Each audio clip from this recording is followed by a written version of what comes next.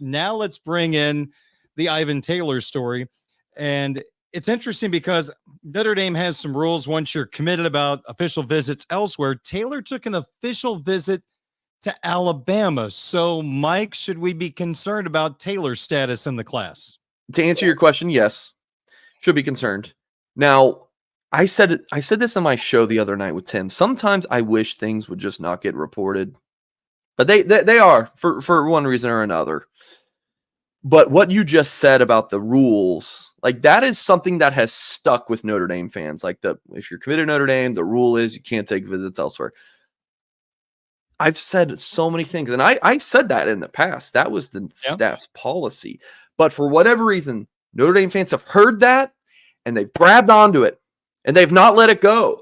Hey, this is the rule. There's no change in this rule. Darren, that was for the 2023 cycle because that's what Notre Dame felt it needed to do for the 2023 class. Okay. This past cycle for 2024, I don't think they really had any commits look around late like that during official visit season. And then for this cycle in 25, it's not the policy. Okay. I mean, clearly. So the thing was in the 2023 cycle, there's a kid named Justin Rhett who officially visited Georgia. Notre Dame was like, kind of knew he was going to end up there. And they were like, hey, for what we think is best for this class and to keep it together, no official visits elsewhere. If you're committed here and you take an official visit elsewhere, you're not in the class anymore. And Justin Rhett was kind of the example, even though he probably was going to end up flipping anyway. But that was the example that was set. But yeah, in 2020, things are different, Darren. Just 2 years ago, in the 2 years might not seem like a long time. I've gained some more gray hairs in 2 years. But otherwise, in recruiting, it's massively different. 2 years is like a lifetime in college football recruiting. So with Notre Dame, can't really dive into the specifics of what that means, but they feel like they're more well-equipped. If this kid is going to officially visit Bama, which he did this past weekend, Ivan Taylor, they feel more equipped to be able to win this recruitment. So Michigan, he's going next weekend. The hope is that Ivan Taylor visits Notre Dame this weekend, which he is, arriving to campus in town Thursday. Visit goes from Friday to Sunday. The hope would be that he takes this visit to Notre Dame. He's reminded of why he committed to the Fighting Irish in the first place and then just locks in with the Irish, cancels the Michigan visit, says no thanks to Alabama, and then any other suitors who want in the mix here. He is a big-time prospect, Darren. He's not the biggest safety in the world. When you talk about like a Kyle Hamilton, that's not Ivan Taylor. It's a different game as a safety. He's more of he's just an outstanding cover guy in the back end, 6'1.5", 180 pounds, can play slot corner, can play corner. I mean, he can really do anything.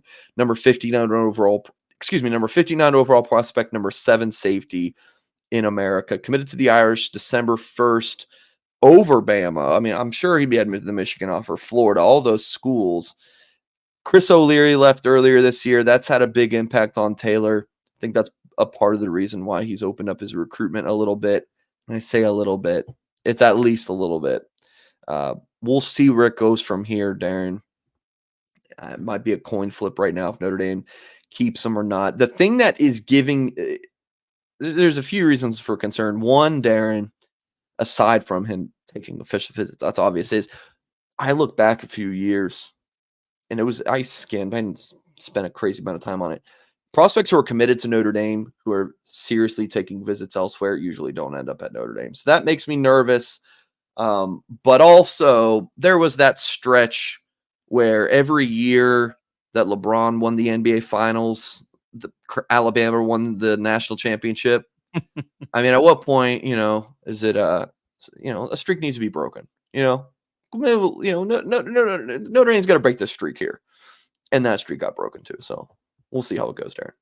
A lot of safety talk in this recruiting update, so let's keep it rolling with the 26th class and elite safety. Mike is setting up a Notre Dame visit. Yeah, Blaine Bradford from Baton Rouge Catholic.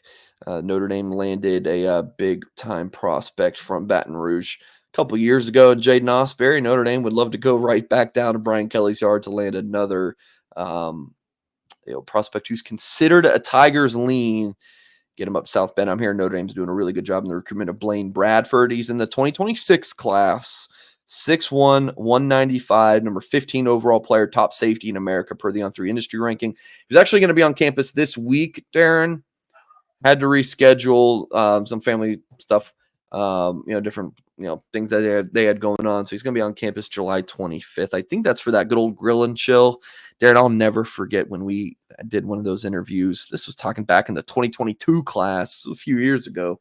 We were discussing the seasoning of the barbecue. You remember that? So the barbecue at the end of July, that's coming back. So I'm guessing that July 25th will be the barbecue. Pretty big visit for Notre Dame here. The Irish feel like they have a really good shot to land this big time prospect. Another note on 2026 recruiting, Darren. September 1st in years past was the date that college coaches would be able to directly text message and call players who are a junior in high school. Then that moved to August 1st. I want to say it was just last year. And it's now moved up to June 15th.